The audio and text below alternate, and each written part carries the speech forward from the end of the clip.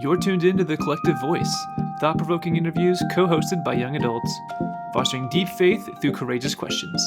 Welcome to the conversation. Welcome, everybody, to this latest episode of The Collective Voice through the 787 Collective at Austin Seminary. I'm Reverend Cecie Sonye. Say that 5 times fast, and you get a special prize. And I'm here, as always, with my boss, supervisor. I don't know what the right word is. Reverend Phil Dickey. Do you want to introduce yourself, Phil? I feel like you should have introduced it as like our coordinating color person. That like yes. I have the yellow, you have the blue. We're really going with a theme today. Phil's got teal in the background. That's right. Yeah, we are our logo. We are that's our what logo. We're saying. I know. Yeah, we are embodying. Hi, everyone. Welcome to this episode. Today is a treat. We have Reverend Anna Bundy Hagler. She's Associate Minister of Communications and Community at First United Methodist Church in downtown Dallas. She's a deacon in the United Methodist Church. And unfortunately for Anna, she had to spend a few days with me at annual conference recently. What a loss. We shared an Airbnb with some other colleagues. And as we were just, doing what we do at annual conference and like sharing all the fun things of the ministry. And I was like, we should really bring you on the podcast to talk about things like this because you are a young adult. So kind. Yeah. I mean, we basically laughed until we cried every time we spoke. So I was like, does that make good podcast material? More of that. That's what we're doing. More of that, right? Lots of joy here. Lots of joy. There you go. That's exactly right. Lots of joy. Yeah. Here. And yeah.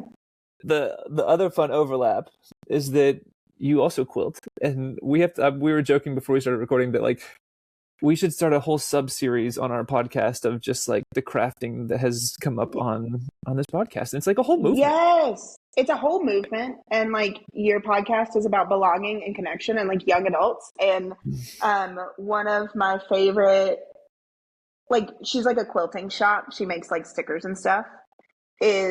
Has all of these stickers with like the phrase like hot girls have grandma hobbies, but like I would change that to like millennial girls have grandma hobbies because like they're bringing us so much joy. About to buy a sticker. Yeah, literally. Like hot girls for Zoran, the New York City mayor, but like I need that. Hot girls have grandma hobbies. Oh, that's amazing. Phenomenal and so true. Can you tell us then, Anna, about like why do the hot girls have grandma hobbies? Like, why do the young people, why are the young people doing this? This episode brought to you by Grandma Hobbies. But more than why are you carrying around small hexagons in your bag everywhere you go? I mean, like, why am I bringing knitting needles to church on Sunday? Like, what's up with this? And what does it do for you? Yeah, I think, so I started quilting. Best podcast ever. Nobody's ever given me a platform to talk about my quilting. But I started quilting 4 years ago, and really it was like this desire as like a millennial. I just like looked around me and I stopped like owning stuff, right? Like we didn't own media because my house doesn't have like DVDs or VHSs or even Blu-rays if we're going to go there. Just streaming, right? You're on the streaming. Yeah, just streaming. We were just, Spotify, Apple Music, YouTube, any streaming services. And then I started thinking about like, well, so I live in that world. And I also don't have like a whole lot of, oh gosh, what are they called when you pass them down? The word just escaped me. Like hand-me-downs? Hand-me-downs? Not hand-me-downs, but like... Mementos? Word. Like family heirlooms? Antiques, heirlooms? Yes. Heirlooms, there you go. We don't have a lot of like family heirlooms in my family. And so like this kind of converged. And at the same time, my grandma texted me and was like, do you need a sewing machine? And all of a sudden I was like, yeah, absolutely I do. And so I was like, I didn't know that I did, but now I know that I do, right? Yeah. Literally, thank God for grandma. One, I need to make something that like I own. And two, like when I think about my life, I want this like cozy, like warm thing that I like pass down for generations. And quilting seemed so easy at the time.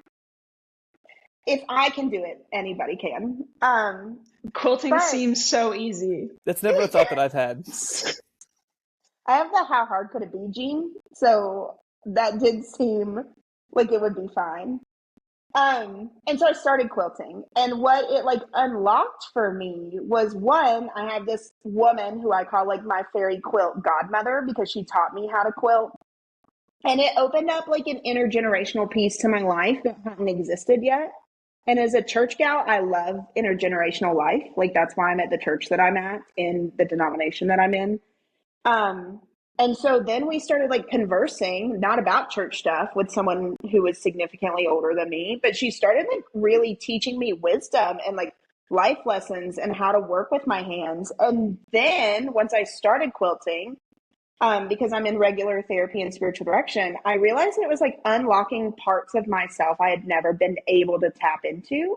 So I was like self-soothing, and I was problem solving, and I was regulating my emotions. And I was able to see why people older than us like really, really love a metaphor because like I could see how like God was working in like all of the fabric that I chose to like sew it together and create something much bigger than me and so meaningful.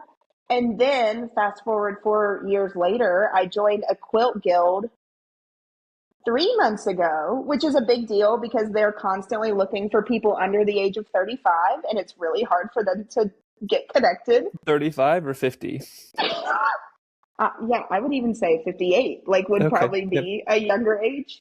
And that that has created belonging and a little bit of like social anxiety in a sense I've never felt either, because I've never joined like a social group outside of church, right? If we're church people, we can get all in on the church, but it's really also taught me like how to be myself and present myself and how to like plug back into a group where people don't know me just because of who I am or what my title is. And quilting has taught me so much about belonging. And I think that crafting for other folks is doing the same way. My friends are picking up needlepoint and they're learning about local needlepoint shops and how to make friends through it. And they too are like learning self-soothing and problem solving and like creating with their hands. It just is this like really beautiful movement that like hot girls are picking up grandma hobbies that are teaching us much more than like the hobby itself. Let's go, hot girls. Let's go, grandmas who are also, let's be honest, hot girls. Literally, hot girls. Hot girls is not explicit by age, right? No, of course it's not. Not bound by age. My mother-in-law, she is a quilter, and she makes beautiful quilts and she makes beautiful products. And I think that I just love this idea. And she's like one of the youngest people in her quilting group, right? Like she's in her mid 60s, but all of the people for the most part are much older than her. The ones who have the experience are much older. The ones that have the machines to do, like when she needs to make arm machine. The long arm machines for a king size quilt. Nobody under 60 is owning one of those because we can't afford. I can't buy a house. I can't afford a long arm. Right. But she sometimes brings or shares this sense of almost like sadness and grief and nostalgia around what will not be passed on. Like some of these things that will probably not be passed on, and the tradition, the learning. And so I love that in a sense. I don't know. For me, it was through the pandemic. My grandmother died before the pandemic, but when we had so much time, I picked up knitting, and it made me think of her. Right. Yeah. And I don't knit anything elaborate like my friend Claire, who was on this podcast earlier this year, but it is something to give that I've made with my hands. But I want to stick with something you said for a second after I shouted out my mother-in-law and my grandma. As you should. May she rest in peace.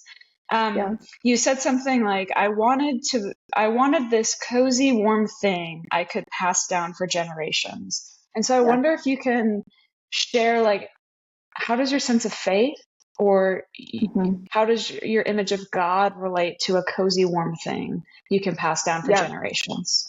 Great question. My church, which I adore, I've been here 7 years. We're very intellectual. Like people at our church are very driven by study. They're like preaching is a top tier thing for them. They're one of the like less like feeling led like group of folks that I've been in ministry with, and they've taught me so much. And I love it here because I'm not an intellectual. I mean, we all are, but like not to their caliber. And so they teach me so much about like study and academics and that kind of thing.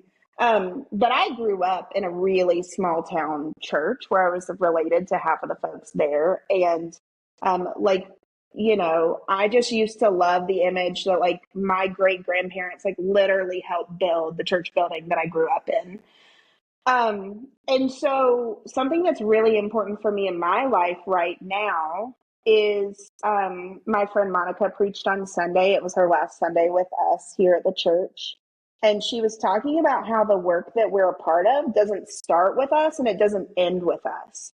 And quilting has really given me like a tangible reminder of God's work in our lives, that like we get to just pick up on something that people have learned for years. A woman from the Texas Quilt Museum came and spoke to our guild and was talking about like the first quilt that was made, I mean, like centuries ago, right? And when we talk about faith and like apostolic succession, like that it's been passed down, I think that can really be too big for our brains to handle, like how big that is or how many people have gone before us.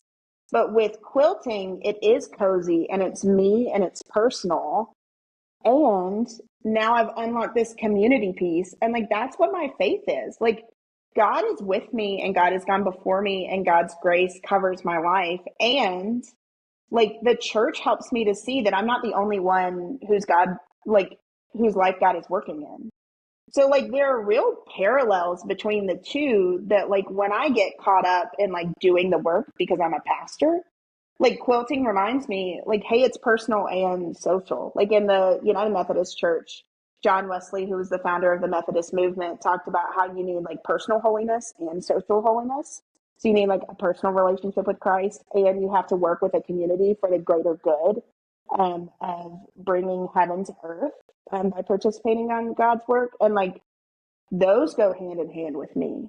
And thank God I'm not the one who started it and I don't have to finish it. It's just like my very faithful work of being intentional and picking it up and passing it.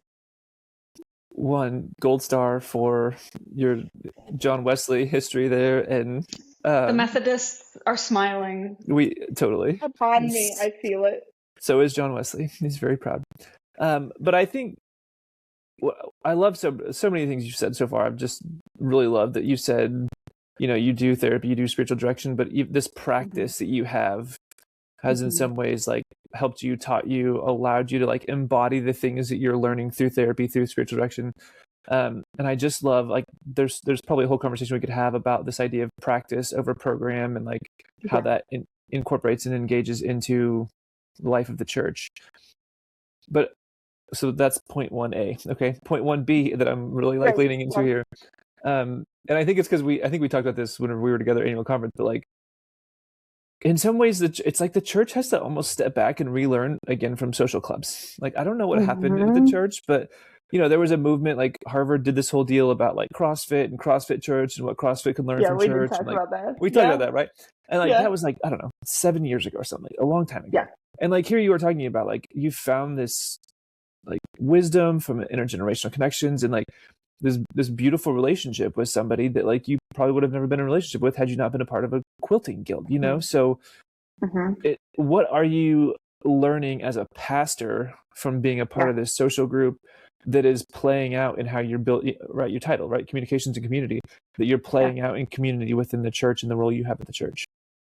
Yeah, I have thought about that a lot because I've also wondered like how the church can learn from other things.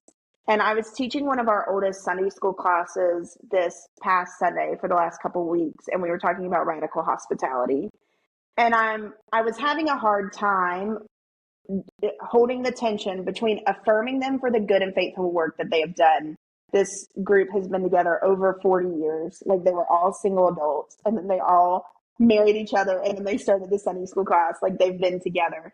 So like I was affirming the good and faithful work of them showing up for this long and also pushing them to be like, y'all showing up here is not the final like step in the work. Like y'all aren't done just because you've been here. And so I was just thinking a lot about how we get in a rhythm at the church that like we're here and we love it here and we chose it here. And like in our church in particular, people have to, like, we serve 6 counties. So people have to drive past a lot of United Methodist churches to choose us. I also don't know how many people are like new people in systems anymore. So what quilting and being a part of a guild has taught me is like I have to inconvenience myself a bit to show up. Like our guild meetings are at 7 p.m. on Thursdays, and Thursdays are my Friday. So I do feel a little bit more energy than like if it was a Tuesday. But I have to inconvenience myself to show up. Like I set aside 2.5 hours once a month to do it, and I'm committed to doing it.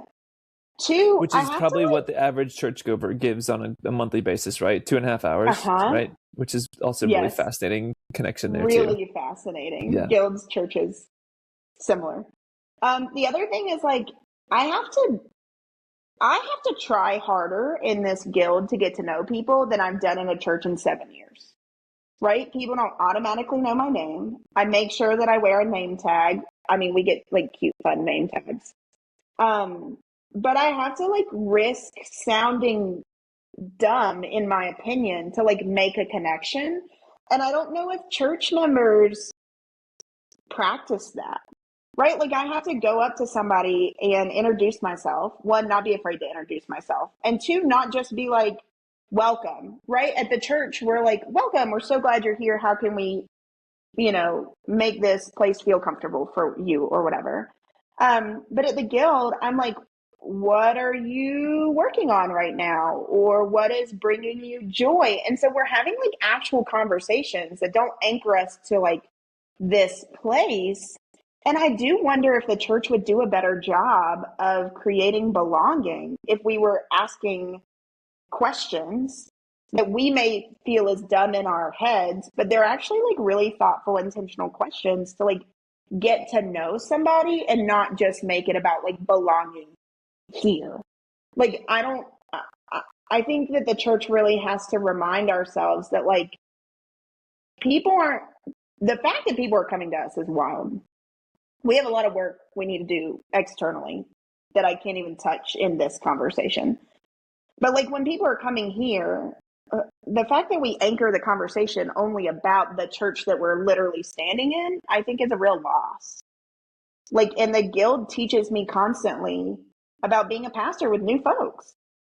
Cece actually created a document a while back bookmark. about bookmarks, for questions that churches should and should not ask young adults. Love. And we can send you some. Yeah, Please do. it. Let me print it and like tattoo it on my forehead, actually. Believe it or not, the first one is like, don't ask some young adult, like, if they're married with kids. Like, let's just not do that. Well, I think that like young adults, like, and if we're going with the hot girls with grandma hobbies train of thought, because that's how we started. We are. Like young adults have so much more to their lives than family structure or relationship status or anything like that. And like, I don't think we need to shy away from those questions, but it certainly shouldn't be in the first conversation we have.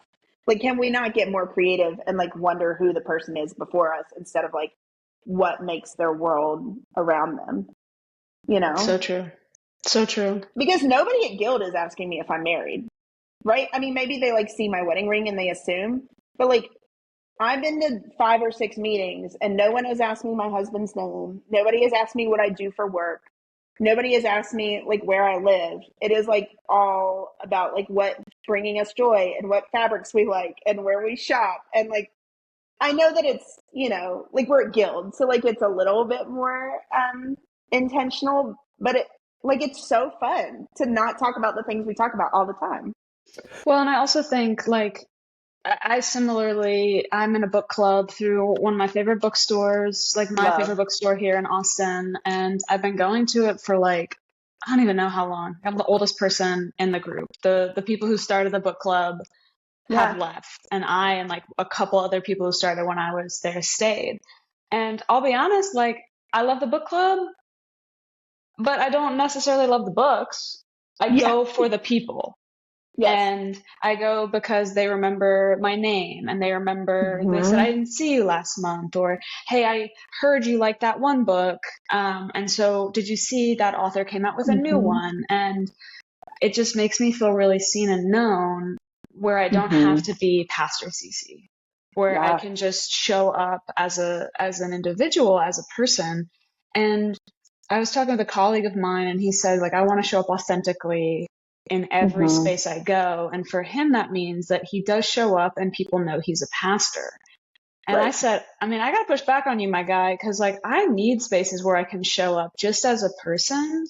And I'm not sure if it has to do with the gender thing, where like women do have this quality placed onto them as caregivers. And so I wondered yesterday with a female colleague, like, who followed a man, her predecessor was a man, like, how much more pastoral care is she being asked to do because of, like, the nurturing feminist qualities, whatever. I had a point here. So, I wanted to go back. I'm sorry to lose this, to revert myself. I was talking to that colleague because her church kind of similarly has some groups that aren't necessarily stagnant, but are just not really doing anything anymore. And they can't, right? And so I'm thinking of this group that have been together for 40 years. What does it look like to commend their good and faithful work? And have you found any ways, or your church or in colleagues, to help bridge to the next thing? I feel like I'm a little bit struggling with that in the young adult ministry I do, right? We have people who have been a part of it for 3.5 years and it's going really well. But how do we open to new people? How do we keep things fresh? Like, how do we commend what we've done and say thank you and have gratitude, but also be able to, I don't know, shift and change and grow? Yeah. You hear what I'm asking, kind of? Yeah, absolutely. The thing that really I was struggling with when teaching this group was that I know that their Sunday school class, well, they've actually been more open and affirming to our neighbors experiencing homelessness than some of our other church, like, groups in the church. So I was about to say something which wasn't true, and I'm grateful that I remembered that. The other thing, though, is, like, they're never going to be, the thing about this group is they're never going to be an intergenerational, like, Sunday school group, right?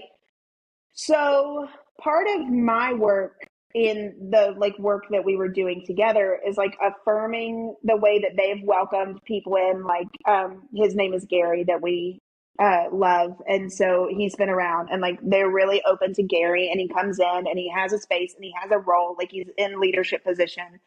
And, like, that's big work for them, like, that they are that open and accessible and flexible, that they would include someone who does not look like them or have the experience that they do.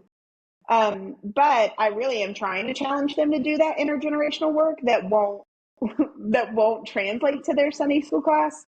So really, some of it was like, I was like, what questions are y'all asking when people come up? Because they were so proud of themselves for being like, I introduced myself to every single stranger I see, in the sanctuary. And I was like, great, like, that is good work. And, like, what's your next thing? Like, what are you saying after welcome? Are you saying, I've been here 60 years and I'm a part of the Sunday school class and, like, I love it here? Or are you saying, how can I get you plugged in? Or, I know this young person I'd love to connect you to. Like, there's a bit more relationship building we need to do on their end so that they can be like, oh, like, Anna is around me. Anna's around and she would love to connect with you. But until then, like, here are some things that we're doing that are intergenerational in nature, right? It also makes me think of, so that was, like, the older Sunday school class. But when you said that there are some groups, I don't think that that's bound by age either, that are just kind of like, stagnant's not the right word for it, but, like, they're not doing things together. One of those in our church is, like, like a parent Sunday school of, like, youngish kids, like elementary school age. They're having a really tough time, like, just gathering. I think it requires a lot of them because kids' sports schedules are nuttier than I've ever seen them, especially in the Metroplex. It's insane. As I sit in my resort room in Panama City Beach where my daughter is dancing in nationals, it's fine. Everything's fine. Everything's fine. Everything's fine. But a lot of those moms in particular, I was talking to two of them yesterday because they're helping with Vacation Bible School decorations. They have been needle pointing during service. And so when I'm leading worship, I can see them from the dais working on their needle pointing. And I've just fawned all over that. I just love that. I love that they're bringing it into worship. I love that they're present and doing what they need to do to be engaged, even if it's like, I listen better when I'm doing, so whatever. But I said, ladies, like, I know you aren't meeting anymore. How can we meet once a month and like do something that brings you joy? And they were like, we should start a sewing club. And I said, great, I'll order brunch on a Saturday. And they were like, sports schedules. And I was like, exactly. And I said, well, maybe what if during the summer I did lunch on a weekday? And those of you who don't work, because one of them had just left their job and one's a teacher, so they're both out for the summer. I said, what if we all came together and like working moms could come needlepoint for an hour and have lunch and then leave. And those of us who don't have responsibilities can just linger. And they were like, that would bring us so much joy. And so, I do think that like doing non-church things in the church building could benefit us greatly. I think that we could do a lot more social stuff in buildings that so many of us have that gather people. What a great question of like the joy, like just a question around joy. What brings you joy? I would what love brings you joy? What other because you're saying earlier, are there better questions that we could be asking? There are better, there are. It wasn't just a question. There are better questions that we could be asking. Yeah. And so for all folks listening out there, right, whether they're church people or young adults in general, like what are some of those questions? Like, what are the questions that really help you get beyond just the surface level? Yeah, I love the joy question. This is a question for both of us. Yeah, all of us. Yeah, all of us. I really love the joy question. I really also love, I've stopped asking people what they do for work, like specifically, instead of like, what do you do for work? I'll say, how do you fill your days? And some people will answer with their job, but a lot of people will answer in very different ways that I've never thought of. So those are my two like go-tos. I didn't think that how do you fill your days would like pop off, but it can, which is wild. That's so fun. One other question. Do you have one, Phil? Yeah. Well, yeah. I mean, I ask it on the podcast all the time, right? Like, where have you seen beauty lately? Is one of my favorite questions to ask people. I think it is one that has resonated deeply with me, just because living in Dallas, I think sometimes you have to be even more intentional to find beauty, and it's not that it's not there. It's just that there's a bunch of other things that, in my perspective and lenses, I wouldn't quite qualify as beautiful all the time. And we are so fast paced in the Metroplex that I think we're not looking for it. So when you ask about it, it's like, oh, like somebody does care about what I thought about, We're not stopping to look for it. It's almost disarming too. These kind of questions are like, they're disruptive, like, yeah, they are. Wait, you didn't just ask like, hey, how are you? Like, you asked me a question that's making me pause and think like, oh, where did I see beauty? Like, oh, what is bringing me joy lately? So I just think those questions that like, because I'm also not always great at reflecting because we are so fast paced. So it's like I'm moving from one thing to the next. So I don't take time to just sit back and think about all these things or like allow myself to really process. So when somebody asks a question like that, it is disruptive to me. And sometimes that is a bad D word, but I think it's a necessary D word. So yeah. What were you going to say, Cece? Oh, I'll just say for me, like, I so deeply crave deep connections. Like, I just, like, that's what I want. And I also understand that it takes time to get there, right? Like, as someone who, using Brene Brown's analogy, used to just give people a jar already half full of marbles or full of marbles in the trust scale, and has had to really work hard on like, no, people need to earn their marbles before you can, trust them with certain things about yourself or get to certain things about, share certain things about yourself.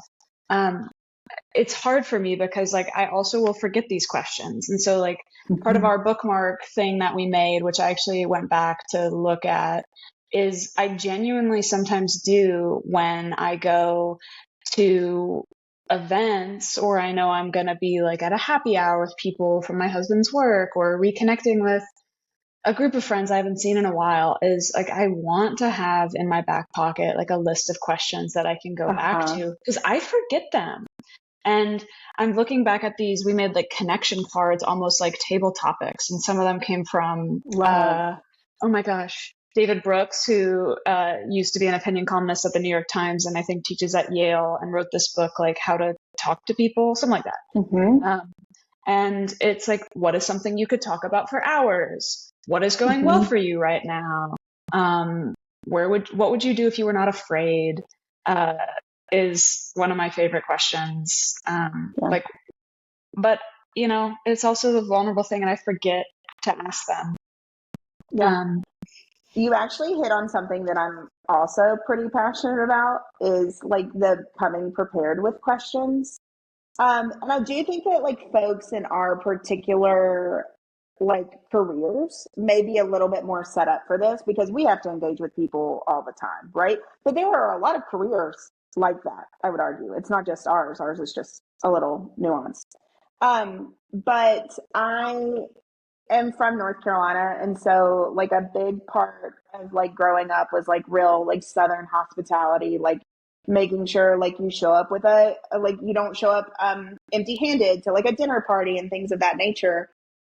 Well, I'm getting to the part of my life where like a lot of my friends are like throwing parties. Like two of our best friends have a big Halloween party every year. Like that's their thing. And you know, people have dinner parties and stuff like that. And I get so passionate about the fact that like, sure, you have to be a good hostess. And I could spend probably 3 hours on like what being a good hostess is. You also need to be a good guest. Like a lot of my friends have started like sitting in their pockets. We were even at my nephew's birthday party this last week, and like it's like our family and then my brother-in-law's family, like, and we don't intermingle. And I just had the realization that like, hey, we're gonna be at birthday parties, this group of people, for the rest of my nephew and niece's life. Like, why are we not engaging? And like, I think it's ours to be a good guest. It is ours to like come up with 3 different questions that like we can talk to somebody about. It is ours to be kind of awkward and like inconvenience ourselves and reintroduce ourselves and, you know, say, I'm sorry, I'm so sorry, I don't remember your name, please remind me. You know, like reaching out in connection can feel so awkward, but it's like it's our work to do. Like if a friend is trusting us with an invitation to some kind of gathering, like I want to show up to my friend so that when her party's over, she's like, well, everybody got along. Like everybody met and everybody liked each other. And like I saw Anna was speaking to so-and-so. Like I think that makes being a good person in your community. I used to struggle because my partner and I, my wife and I, we come from very different like worlds basically. And so when we'd go hang out with a lot of her friends, I'd be like, oh my God, what am I going to talk about with these people? You know, like they don't care about my world, and I don't know that I care about their world. So, you know, we can talk about sports, but you can only do that for so long, you know? And I'm like, I don't know that I want to just My dad can argue that point to you though, Phil. I'm sorry. Talk about sports all day. I mean, I can talk about Cardinals baseball for a very long time, but most of the people, that is not entertaining for them. So that's just, but yeah, I think that like what I loved what you said about showing up and just recognizing the awkwardness of it for some time, because it's some so people awkward. It's not going to feel comfortable because they're so used to just that surface level, right? And so in some ways, it's a refabricating. Oh, there's a word of the cultural ethos. You know, like also some of your questions are going to be an L, right? You're going to take a loss on something. It's not going to land, and like that's why you need 2 or 3 in your back pocket. When we were asking questions earlier, I meant to add, like, I really love to be like, do you read? And I read that like statistic, maybe the New York Times put it out at the beginning of this year, but like if you read more than one book, you read like more than half of the population or something. So like that question has really not landed for a lot of people. And do I have you to read? pivot. No, I do not. Yeah, people are like, no. And then I'll be like, well, like how do you, what information do you consume? Are you like a TV person, or, you know? And usually if they answer like sports, then I'm out. But there are a lot of other things we can get to before sports generally. I want to say like one question that someone brought up as a check-in question in a group, and Phil and I have talked a little bit or like exchanged teams about something where like check-ins are amazing, and check-ins are also like things that take way too long in meetings, but are also like the bedrock of what we have to do.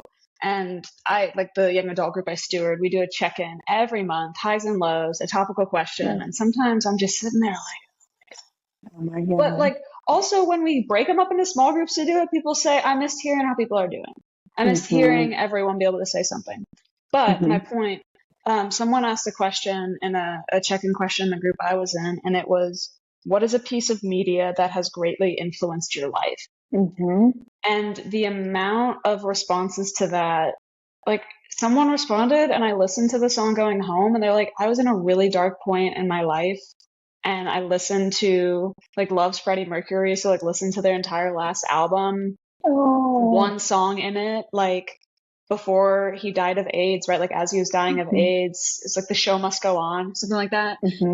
Deeply, deeply, deeply, deeply impacted this person. And I mean, to have gotten a window seat into that moment in their life, like I'm so glad we asked it. And also it might not land every time and it might not land with one person and it lands with another, but like your question, what are you reading right now? Like, and how has it influenced you? Yes. Like, that's where I want to get with people. And I get that you have to first ask all the other questions to get there. I get that, but I think it's a great question. Do y'all have good answers for that? What media has really influenced, what was it? What media has really influenced you? What media, what is a piece of media that has greatly influenced your life? And it's like book, movie, song, poem. I always, The Color Purple by Alice Walker is like my favorite book ever. It is so deeply theological. I actually, in seminary, we're required to write like I can't even remember what they call it. And like when you're in seminary, you dread it for 3 years because that's like the big project. The credo?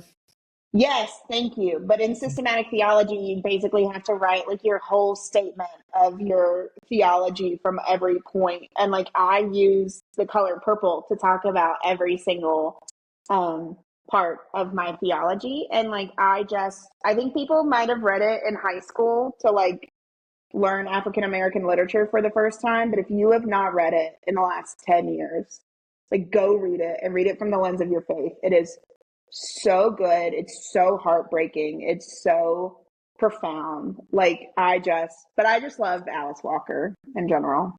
I'll say for me, a couple things came to my mind. At the end of my high school tenure did not end as I expected it with a friend group that I was a part of. And so I basically like lost my friend group. And I was reading at the end of high school, the Harry Potter series, which, you know, I know has all of its stuff around it. But instead of reading it, it was interesting for me because I was like growing up with Harry as he was growing up and getting older, and I was taking a big next step in my life, a lot of uncertainty as he was, and it really made me less lonely because again, like I truly ended high school not as I expected. And similarly, in my senior year, we had to memorize a poem for my English class with one of my favorite teachers from high school, who's one of the reasons I wanted to be an English teacher before God got a hold of my life in college. And I memorized Stopping by Woods on a Snowy Evening by Robert Frost, which is still something like I can recite. And the end of it is, the woods are lovely, dark and deep, but I have promises to keep and miles to go before I sleep and miles to go before I sleep. And that poem's been so impactful, I feel like, for my life. And the last thing I'll say, because I am verbose, is my favorite band is Mr. Wives, and you probably never heard of them because no one ever has. Okay, good. Thank God, people Anna. have not heard of Mr. Wives? I had not until Cece mentioned it. I have listened to it since then, Cece. Yeah. So, and has it changed your life? Has it? Yes. Clearly. Anyways, they changed my life when I listened to them. I saw them at a concert during South by Southwest when I was in high school, and I've loved them ever since. and their song Hurricane and their song Never Give Up on Me, like both of those without fail, and probably Super Bloom, like just get me in a better space in my when I'm feeling down, when I need encouragement. And so those are mine. That's so good. It didn't change my life, but I did enjoy them, and now I want to go listen to those songs you just mentioned. So thank you for that. Please reminder. do. Everyone listen to them. I still can't believe people don't know who they are. Maybe I just grew up in that crowd because I knew exactly who they are. I love that. Thank you so much. Are they not amazing? They are amazing. That's so funny. The reason I love this question and questions like this is because I have a really hard time often like recalling things. And so when people ask me questions like this, I'm like, oh my God, I don't know. You know, again, I don't take time to process often. So like, as y'all start sharing all these things, like, oh my gosh, yes, this, oh my gosh. So like, it's like, I need that conversation to generate like then I'm like, I've like thought of 14 things since y'all have been talking, you know, like that. I'm like, oh my God, that was so impactful. And that was so transformative. And that was so powerful. But you know, the other thing I'll say to that, Phil, because I'm also really bad at that. Like I carry conversation. Okay. I can't believe it hasn't come up before now. But there was like this trend of an analog bag on TikTok, like last year. I don't know if that came across your feeds at all, but it's like this big push. Probably similar group to Hot Girls Have Grandma Hobbies. It's this big push to get off your phone. And so you carry a bag with you that's like an analog bag. Like it's all screen free. I have like, so my bag says analog, right? Because like my name, which I love. And so Amazing. It's got like, it's got ways to like, I have like a Polaroid in there, and like I've got coloring sheets in there. I've got magnetiles in there. I've got stationery to like write things in there. I have bananagrams game in there. Like it's supposed to be this thing that like gets you off your phone. And I carry conversation cards in that bag so that if I'm like somewhere for an extended period of time, I have my analog bag and we can just like pull it out. I realized that my biggest hell is actually me pulling out my conversation cards because I'm horrible at recalling anything. And so like that's a real fear of mine in conversation, is that like if you ask me a meaningful question, I won't be able to participate because it's like my brain doesn't go back. And what I was going to say to you is like, I'm never afraid to pull out the phone. So like I've started keeping a note. This may be where I'm like very much a people person. I've pulled out I like keep a note on my phone. And if people ask me like good things, I'll like write down my answers. So if like somebody asks me it again, I'll like pull up the note and search it and see if I've like already answered it. And if my answer is like the same or if it's changed, because I have such a hard time recalling stuff. That's a great practice. It's also it is a good practice. Thank you so much. Yeah. But for someone who's so like future oriented, it really grounds me, and it like helps me reflect on God's work in my life in the past, because I'd rather just like go 160 miles an hour and I just can't think about it. So the iPhone notes has changed my life. Shout out iPhone notes. I mean, what a great idea. That's such a great idea. Yeah. When is iPhone going to get better at searching things, though? That's my question. Like, you got to get better. It's getting there. They're getting closer. It's getting there, but they're about to adapt Siri to actually be AI, though. So well, we'll see. I'm not holding my breath on that one either. But no, literally functional. We've had a lot of side episodes we could do on this, but you know, next one's about iPhones and AI. Yeah, literally, as we should.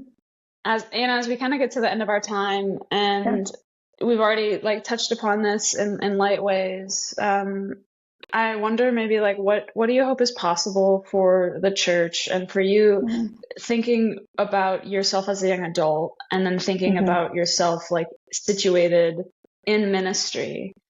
Phil likes to tokenize young adults by asking them to speak on behalf of all young adults. On behalf of all young adults. So you can get there too with us if you'd like to. But what do you hope is possible for the church? Like, church people do it for a reason, right? Like, what are some of yours? Well, that's like one of my biggest hopes is that like we can get outside of ourselves to get creative to reach young adults. I'm not sure what that will look like in each church because I think we all have different gifts and graces. Like, I love small, like rural churches that have actual, like hands-on mission, like food pantries or clothing drives, because like that's how they function. And so young adults want a place to serve. It would be so easy to connect young folks in a way that's mission-based in a rural area.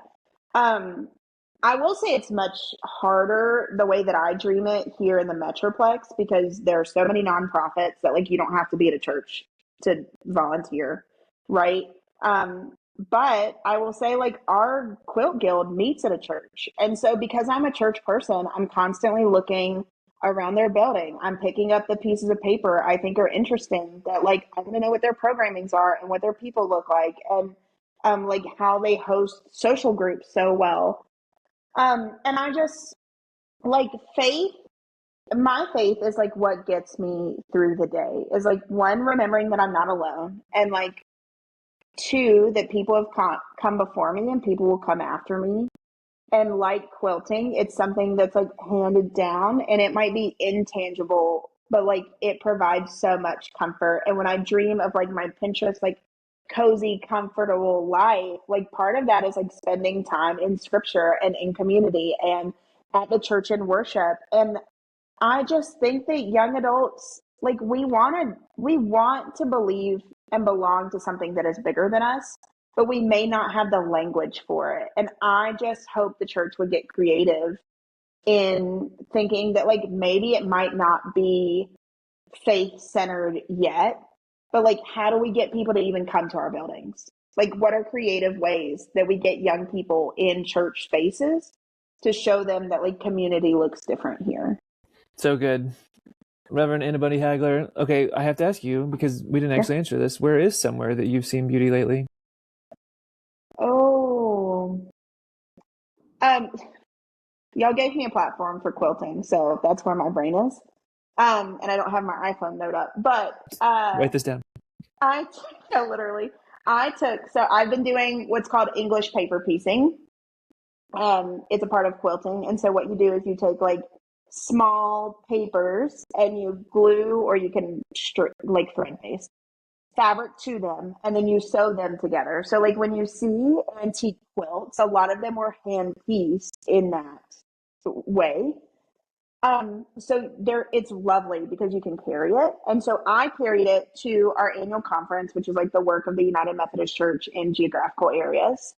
And like, I can't tell you how many people started conversations with me over it and then shared like what they're working on. And I just think that's beautiful that I just like happen to be brave enough, because we sit in that room for so many hours and we're not doing anything, or people are on their computers. So like really I kind of gave up a lot of like work time to work on my like paper piecing, but I was brave enough to like bring them in and bold enough to like do it during like session. And so like it started so many conversations about what's bringing people joy in their lives, and I just think that's beautiful. Okay, one other one, because you're future oriented. What's something that you're really looking forward to right now? Something that's exciting coming up for you, whether that's church or beyond. Well, it is a bit beyond, but as I'm like in church work, it's really hard for me to like proactively take time off. Does that make sense? Like I'm a little bit like hyper responsible in that way, and that's work I need to do personally. But my best friend texted me because she got a Disney World annual pass, which seems nutty to me, but I love it for her. And she was like, I really want to go to Disney World in July. Do you want to go? And I guess my personality was behind me because I said immediately yes. So I'm going to Disney World next month on a girls' trip, and I just cannot wait. It's going to be so great, and I kind of want to throw up because we're going in a month. My personality was behind me. That's amazing. Literally, my spiritual director would be so proud of me, but like today I'm nervous about it. Watch out, Disney World, July 2026. Yes. That's all I'm saying. Well, Anna, thank you so much for sharing your wisdom and your creativity what a with good us. conversation. And we didn't even engage with the role that you do as a pastor for like community connection and communications and social media. So we'll see you back after Disney World on this podcast, unpacking that and sharing more about your actual work. It's great. I'll be back anytime. I'm grateful for the work y'all are doing in the world. Such a lovely conversation. Yeah. Thank you so much for joining us. And thanks for listening. Thanks for listening to this episode of The Collective Voice, the premier podcast of the 787 Collective. For more information, visit us at 787collective.org or find us on social media. And if you enjoyed what you heard, be sure to subscribe, rate us, and share a review. For when you do, you are tricking the algorithm for the common good.